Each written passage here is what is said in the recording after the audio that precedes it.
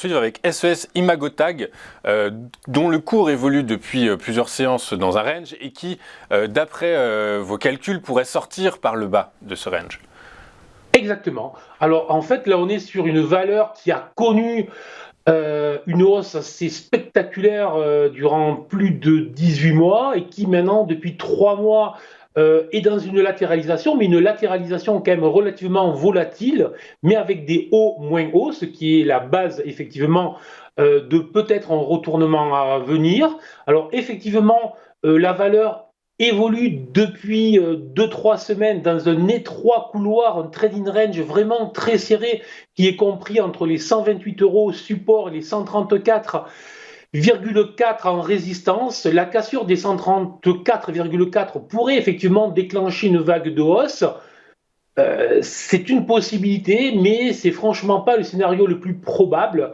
Et le plus probable, même si on venait à s'affranchir de cette résistance, serait que les 137, 137,8, donc les deux anciens sommets sur les niveaux actuels, retrouvent des vendeurs à ces niveaux-là et que dont les acheteurs sortent. Voilà, donc le scénario le plus probable, clair, sur les prochaines semaines, c'est en fait l'enfoncement du support des 128 euros, avec probablement une petite accélération de court terme en direction des 120 euros exactement, qui correspond en fait au sommet d'une accélération double que nous avions connue il y a plusieurs mois. Et là, c'est un niveau qui est très intéressant pour se porter à l'achat sur cette valeur qui vraiment présente une configuration très intéressante.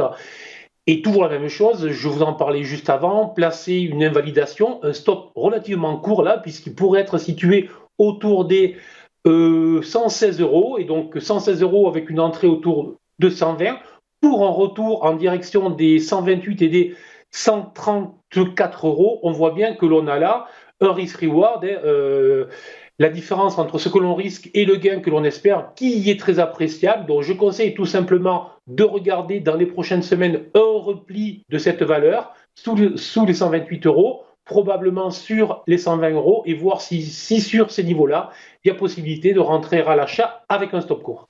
Très clair, Bernard. Dites, est-ce qu'on peut remettre le graphique, s'il vous plaît? Est-ce que dans vos prévisions, vos prospectives, l'unité de temps en bas, les jours calendaires qui sont en bas, sont plus ou moins le scénario que vous escomptez? C'est-à-dire qu'en gros, d'ici à la fin 2023, le cours pourrait retourner sur la résistance à 134,4.